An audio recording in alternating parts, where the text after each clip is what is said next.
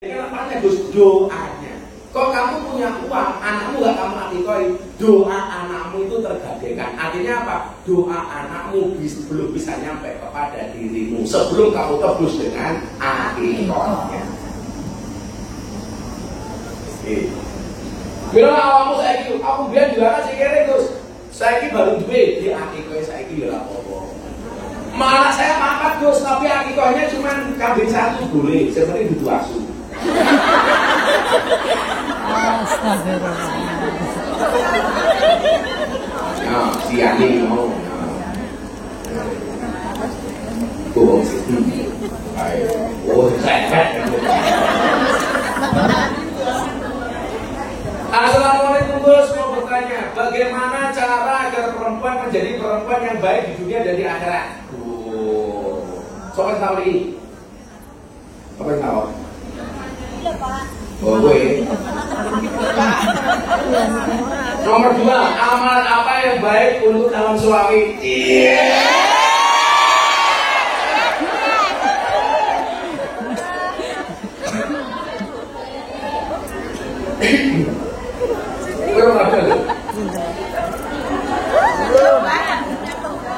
Kamu tahu dulu zaman koran, kenapa tukang koran itu kebanyakan cowok? Single koran.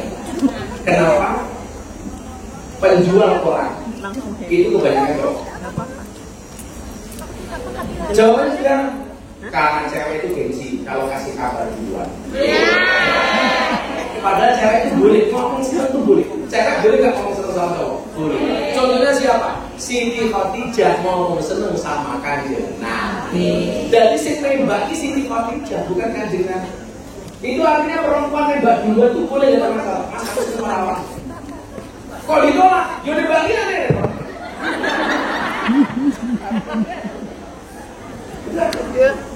Yo lebih vulgar itu begitu. Ketemu cowok mau bilang, Mas, kelak kamu akan menjadi alasan tempat untuk mandi junub.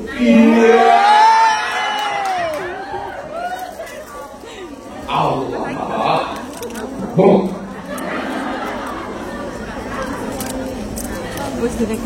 Jadi begini, bagaimana cara agar perempuan menjadi perempuan yang baik di dunia dan akhirat? Ciri perempuan yang baik menurut kitab Akhlaqun Nisa, hadis Nabi Muhammad SAW. Yang pertama, inna dzalika ilayya saraka. Perempuan yang baik itu bila dipandang menyenangkan. Tentunya bila dipandang suaminya. Maka kewajiban istri itu dandan di hadapan suami, bukan di hadapan suami tetangganya. Problemnya perempuan satu, kalau di rumahnya nggak pernah dandan, kalau keluar rumah malah dandan. Berarti siapa yang menikmati kecantikanmu? Suami tetangga. Kamu itu keluar rumah dengan di dalam rumah harus lebih cantik di dalam rumah. Ojo walik-walik. Wah, Jogo ayu, nek omah kok ya asu.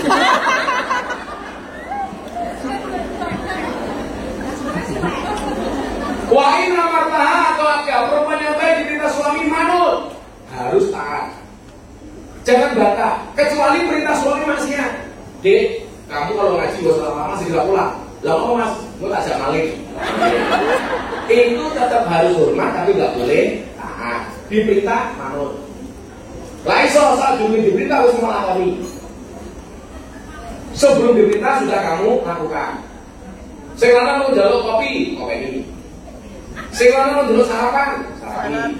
Sekarang dulu sholat. Tidak sholat. Sekarang mau dulu susu.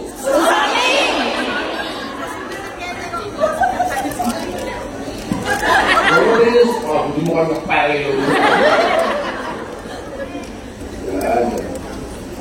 Itu deh ya. Saya ngomong dulu. Kalau begini, ini pola yang bagus ya. Tenaga toko ini ngomong kawan. Kok kamu keluar dari rumahmu, di luar tugas pokokmu sebagai seorang kuliah, itu lebih baik kamu WA suamimu di rumah untuk minta izin. Umpamanya, kue nih gini, kok pengen dolan di Makau, artinya kayak buru sih kayak buru nih, bet. Kalau wongi, kue ada dedekku mau barang kok. Kalau sekarang sebuah itu kuih lagi. Bodoh itu kudu lapor karo bojone. Mas, aku meh dolan ning Makau ya. Oh ya ngono, bojomu ning umpamane ning Kendal atau Tegal. Waktu kue keluar dari rumah yang itu bukan tugas pokok sebagai seorang pria, itu alangkah baiknya untuk minta izin kepada suami, minimal memberitahu. Makanya kalian tuh harus sering-sering komentar di grup supaya kelihatan kamu masih hidup. Kalau kamu pernah tahu komentar jangan-jangan wes mati. Bila tadi seneng lah mau bilang ada status tapi bilang orang. Atau kadang ngomong hotel orang kamar mandi malah nunggu. Ya status nulis mah begini kan. Gitu ya. Nah, itu sebenarnya yang baik. Oke, terima kasih.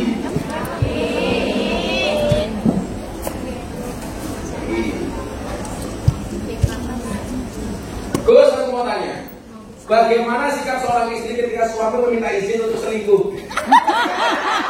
Izinkan saja. Ini hampir loh, selingkuh pak izin. Ayo. Ayo tekan sani ngono, Gus. Aku tak selingkuh loh, apa yang mungkin? Selingkuh kok ngomong goblok kan loh. Kok jujur kebablasan, terima kasih dari Asanti. Hah? Anak selingkuh? Dia.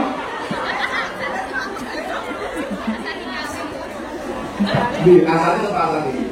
Nak siapa asal? Oh, masa mau selingkuh izin tuh? Mana? Jadi begini, kalau memang suami izin untuk selingkuh, ya kamu harus memberikan nasihat. Nasihat. Kalau menikah lagi terus, harus kita izin, enggak? Undang-undang agama tidak mensyaratkan seorang laki-laki yang menikah lagi untuk izin kepada istri. Yang mensyaratkan minta izin kepada istri pertama itu pengadilan agama. Jadi kalau istri keduanya menuntut buku nikah seperti istri pertama, itu harus mendapatkan persetujuan dari istri pertama. Tapi kalau nikah agama atau nikah siri, tidak harus mendapatkan persetujuan istri pertama. Makanya biasanya laki-laki kalau menikah sarannya ada dua, minta izin atau minta maaf. Kalau minta izin berarti dari awal, kalau minta maaf karena konangan. Makanya kalau punya istri dua biasanya eling lan paspordo, eling marang bonom, paspordo marang bonom. Ini harus diingatkan kalau dia mau selingkuh, bahwa selingkuh itu haram. Terima kasih ya saling. Oh, selingkuh kok izin gitu, jangan. Gus, saya mau tanya, apa iya kita tidak boleh menghajikan atau mengumrohkan orang tua kita kalau kita belum haji atau umroh? Ya iya dong. Koin bisik baru badal.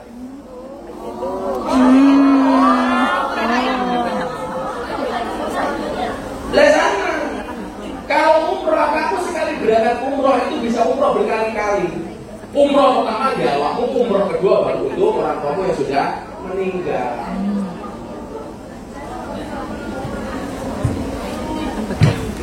Kecuali begini. Haji apa? Haji itu kan cuma sekali. Kadang-kadang sekarang haji itu kalau bapak ibunya meninggal itu diwajibkan kepada anaknya. Padahal kita sendiri belum haji. Ya kan? Belum. Ini bagaimana?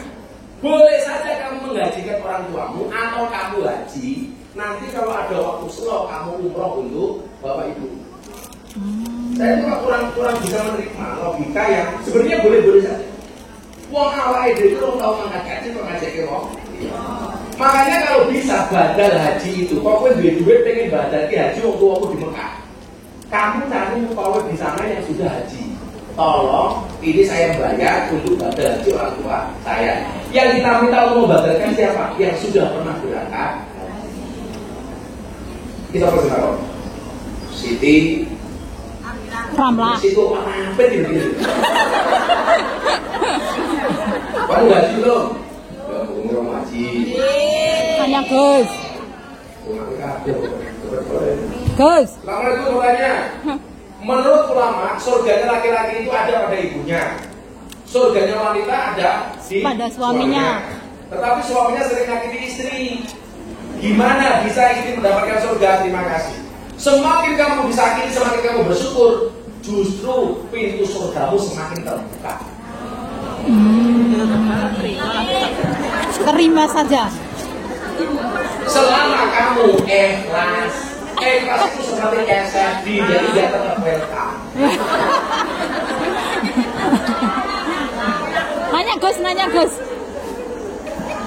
Nanya Gus. Jadi surganya anak itu terletak di bawah kaki Ibu. Surganya istri di bawah ridho Suami. Surganya suami ketika membawa kebaikan untuk anak dan istri. Suami tetap berbakti kepada ibunya walaupun dia sudah punya istri. Tapi istri kewajibannya berpindah kepada suami kalau dia sudah menikah. Jadi dia lagi kepada orang tua. Kalau suami sampai mati tetap aja bakti sama bapak ibunya. Bocah saya kan aneh. Dikandani mbok ning meja, dikandani pacare manut. Milo kadang-kadang mikir, sakjane sing mau ombe susune mbokmu apa susune pacarmu.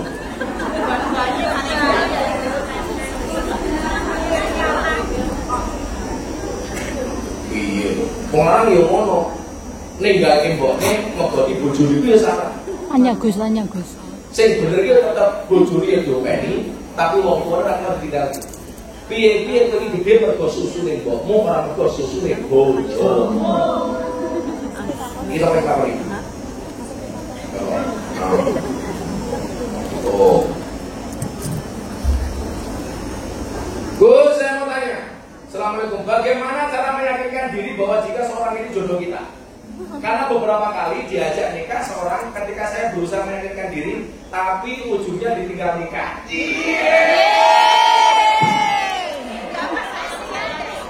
Iku rasane lara nyalang kowe rapi karo wong liya. Nangis gete eloku remo ajur rasaku kowe tega Ninggal aku. apa iki Wis dalane.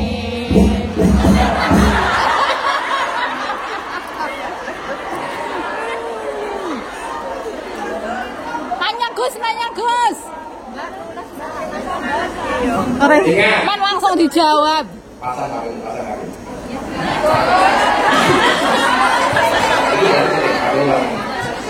Ingat, oke, Misro.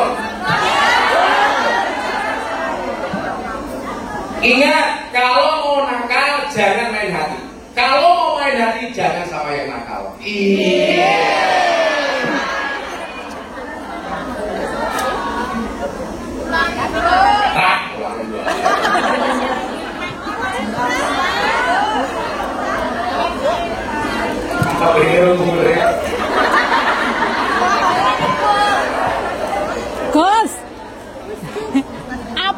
Gus, apakah menyentuh?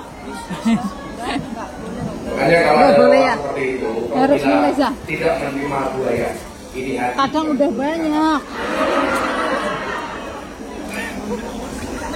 Gitu kamu. Kamu istimewa.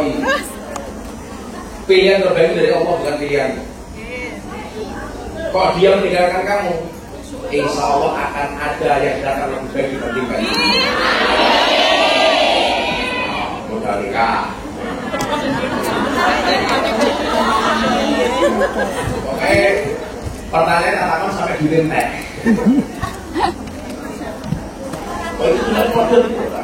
Assalamualaikum. Bagaimana cara menyikapi ketika kedua orang tua sedang berselisih paham? Sedang saya tidak bisa memilih salah satunya. Salam dari alumni MTS Butan Lulu Jaya Sakti. Monggo Gus. Jenenge Celvi, cuma Celvi yo. Nama samaran paling. Bagaimana cara menyikapi ketika kedua orang tua sedang berselisih? Yang berselisih itu kedua orang tuamu atau kamu dengan orang tuamu? Kedua orang tua berselisih, aku diam. Perasaan itu, perasaan blok, non blok.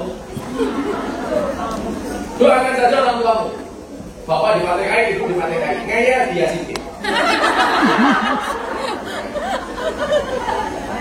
Jadi kita itu kalau ada orang tua bertengkar, kita gak usah ngeblok, cukup didoakan saja yang terbaik untuk mereka.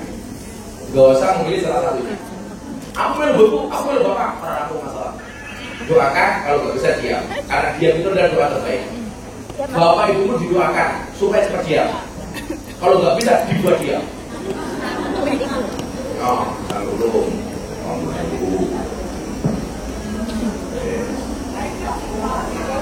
Iya, menurut Abah, info cek kodam di mana?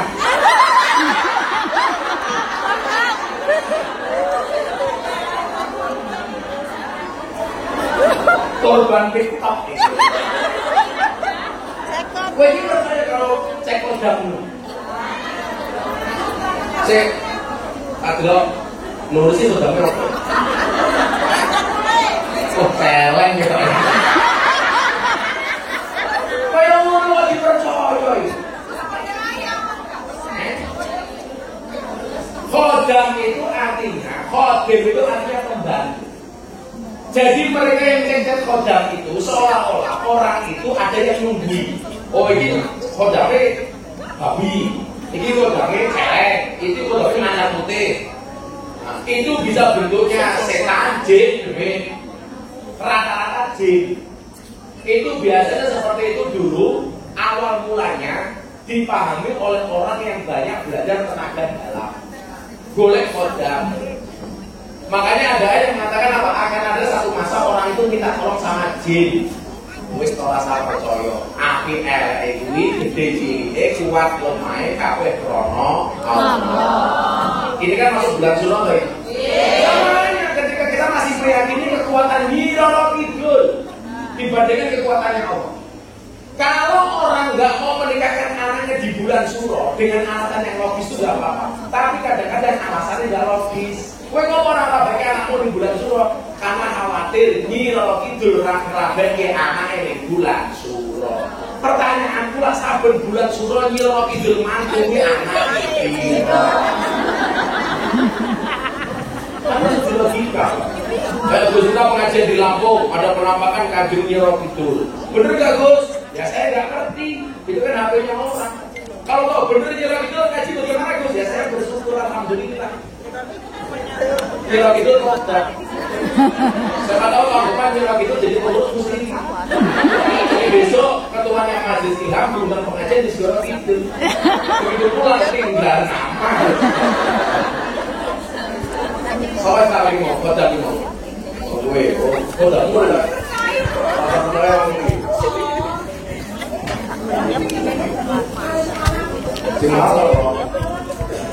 Ini yang marah.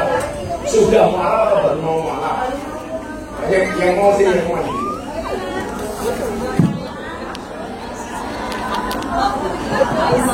Assalamualaikum Gus. Bagaimana pendapat Gus tentang tarik haji umur 2 bulan?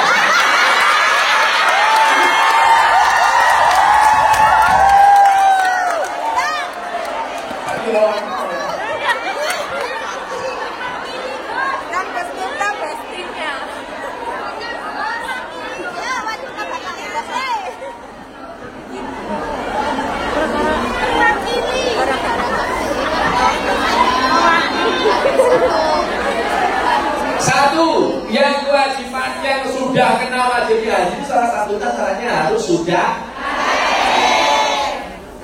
Sehingga kalau dia belum balik sudah haji, itu ketika dia balik tetap masih berkewajiban haji. Bayi 2 bulan diajak tawaf. Apa dulu subhanallah.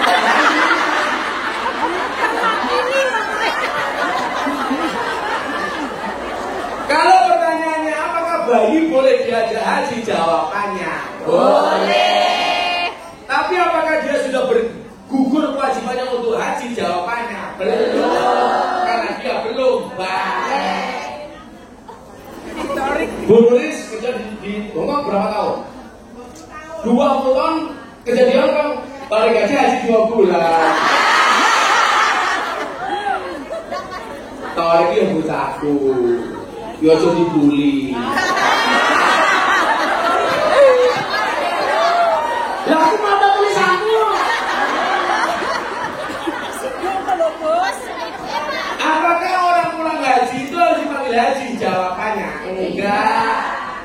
Nabi Muhammad nggak pernah pakai gelar haji. Shalawat dan salam kita sampaikan kepada baginda Nabi Haji Muhammad Sallallahu Alaihi Wasallam.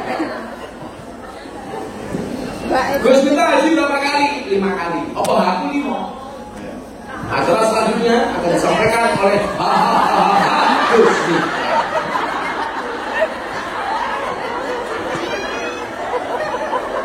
Haji. Atribut haji itu boleh digunakan, ngaku haji itu boleh digunakan untuk memproteksi diri dari maksiat. Umpamane, neng jalan, orang cewek wali, roknya pendek. Aris ngomong ke aku, bapak mulus pak. Res, abang di haji goblok. Orang pas beli res.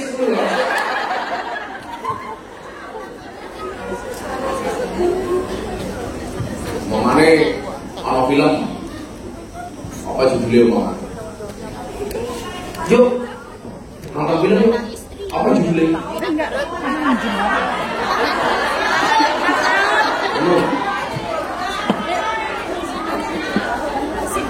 Film 30 detik, 19 detik. Jawab awal itu haji. Mosok nonton video 19 detik. Mbok mari aku jawab wae.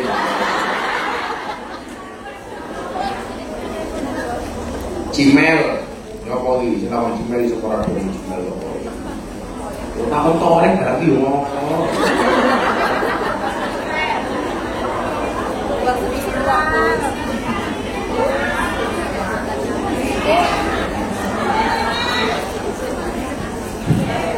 Assalamualaikum Gus. Saya seorang istri 2 orang anak, sedangkan suami saya sudah nikah siri dengan wanita lain.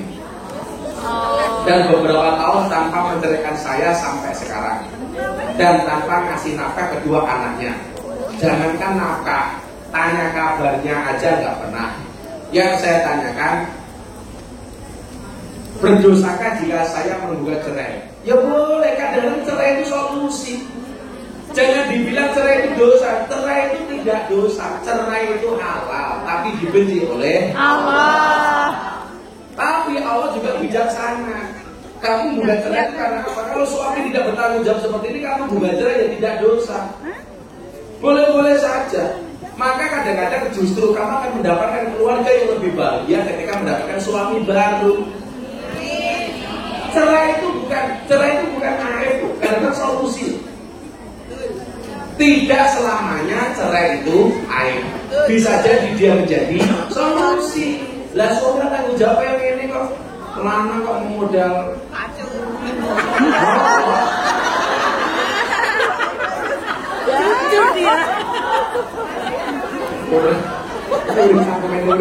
Modal patung. Besok ani dia nih. Rondo setengah. Oh rondo setengah nih.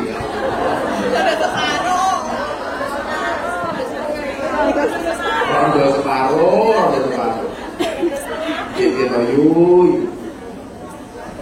Assalamualaikum Gus, mohon Gus, langsung awal Gus. Mantan suami sudah selingkuh 2 tahun. Ketika kita sepakat berpisah, mantan, ini gitu mas Dini. Anak burine barang. Mantan suami sudah selingkuh 2 tahun. Ketika kita sepakat berpisah, mantan suami nggak pernah kasih nafkah kepada anak-anak. Apakah salah Gus ketika saya pulang tidak menginginkan mereka ketemu mereka, tapi masih memaafkan? Sudah, maafkan saja. Loh, kamu yang memaafkan kok? Ya maafkan saja. Lagi kalau yang tidak paham, kamu buat yang betul. Ini kamu apa? Baru gini sih. Ini nakal atau cerita? Sangat Bu, sangat. Ya Allah, Muhammad aku. Iki kira maaf sih. Tapi kira-kira. Assalamualaikum Gus, saya bertanya. Assalamualaikum Gus, minta kesayangan merakungnya. Saya ingin bertanya, memakai cadar atau nikob hanya saat liburan saja, sementara di waktu jam kerja hanya pakai kolor kaos saja.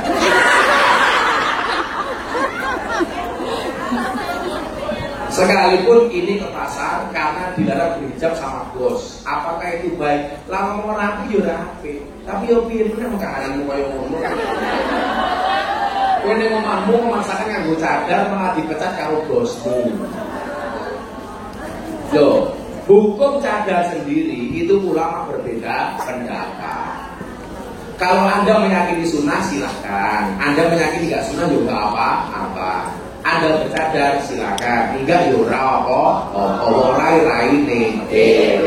yang nggak boleh itu kalau kamu bercadar merasa dirinya lebih baik daripada yang tidak bercadar, atau sebaliknya kamu nggak bercadar merasa lebih baik daripada yang bercadar.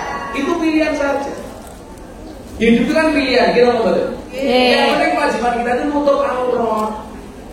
Kok di rumah Gus, kita sama bos nggak boleh, ya pilih meneng. Saya tuh pengen berjilbab, yo gampang, ganti bos. Kan gampang saja. Persoalannya ganti bos tidak mudah yang dibayangkan. Betul? Islam di Indonesia tuh unik. Di Indonesia tuh banyak mbak-mbak seksi nggak berjilbab tapi sholat. Sementara di Timur Tengah itu banyak orang yang menutup aurat, nganggur nikob, banyak yang nggak sholat. Ini yang kira teman saya dari Arab Saudi. Kita tuh di sini banyak Gus, kelihatannya pakai nikob tertutup karena budaya orang Arab tertutup, mereka menutup ini tapi nggak sholat. Sementara di Indonesia tuh banyak yang buka-bukaan aurat tapi sholat. Contoh yang bikin sama saya, ini kita ambil saya. Itu buka-bukaan tapi ya sholat. Subuh bang, kalau mau sholat. Bahkan kemarin dia bilang sama saya, bang kalau saya pakai jilbab lagi gimana? Saya bilang, aku dukung kamu pakai jilbab lagi. Tapi kalau sampai kamu buka lagi, ini memolok bagi kamu. Kamu harus siapkan nanti kamu dulu. Ini kita menjadi itu buka-bukaan. Tapi ya sholat, ya ngaji. Wong itu anak gontok dulu sampai kelas 3 sama dia. Ya sholat, ya ngaji, ya gede.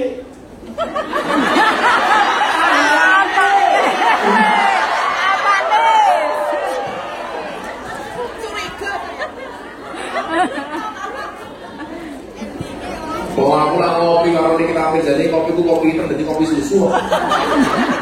Kopi susunya tak liur. Dari Angga rezeki di wong ini. Mesti ada masuk masih di Islam ini. Jadi dulu.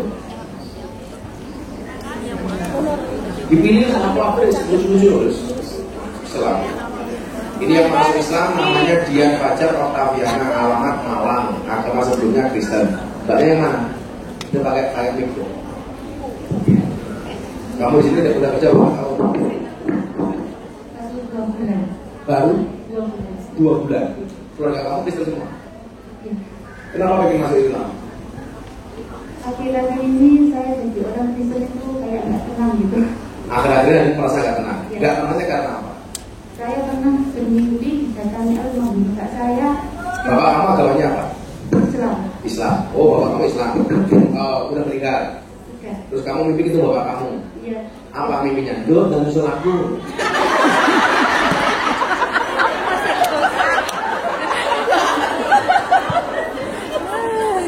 Cek. Apa mimpi kamu? Apa mimpi kamu? Mimpi diajak sholat, diajak ke masjid. Oh, mimpi diajak ke masjid. Terus kamu mikir? Iya, dari situ saya mikir akhir-akhir ini. Pas kamu mimpi juga mas-maskeran seperti itu. Terus yang kamu pikirkan apa akhirnya? Saya nggak tenang, saya nggak tenang. Setelah saya dengan orang ngaji, dengan sholawatan itu pikiran saya itu jadi tenang gitu loh. Oh, kamu selama ada pengajian di Hongkong baru ini aja? Iya. Baru 2 bulan loh. Ini sudah pernah 7 tahun terus pulang nikah. Oh, udah 7 tahun. Pas 7 tahun itu Kristen. Iya. Kamu aktif gak ke Kristen waktu itu? Aktif. Aktif. Berarti hari ini kamu solusi dari ketidaktenangan itu dia masuk Islam. Iya. Apa yang kemudian memutuskan aku mantap bagi jadi orang Islam? Loh ini kan orang itu masuk Islam itu banyak story. Saya mau tanya, kalian tahu nggak Salim Evangelist Taib? Iya. Itu sudah Muslim, tapi dia tidak mau mendeklir. karena tidak mau menyakiti hati keluarganya yang tidak seiman dengan dia. Dia tuh sholat subuh, maghrib, dia bilang sama saya, gak usah begitu aja Gus. Karena agama itu ya memang dia seperti itu. Karena mungkin dia masih gak enak sama keluarganya. Dia punya sejarah panjang. Mbak saya itu ngomong sama saya soal agama Islam itu sejak jadi bintang tamu saya di TV dulu. Ngobrol bareng Gus Miftah, dia jadi bintang tamu saya. Lah, akhirnya memutuskan kamu, biar saya mantap apa nih? Yang membuat saya mantap itu, saya bilang sama orang ibu saya, kalau memang ibu kamu agamanya apa? Kristen? Islam. Islam. Oh, Islam. Kamu anak bilang kamu. Terus ibu kamu bilang apa? Kalau memang saya mantap ya nggak apa-apa. Tadi kamu kamu dari Buluris malam. Oh, Kasembur. Kamu orang Kasembur. Kasembur. Udah, kamu nggak ada masa ya. Semuanya menyaksikan ini masuk Islam. Kalau dia masuk surga, kamu semuanya masuk surga.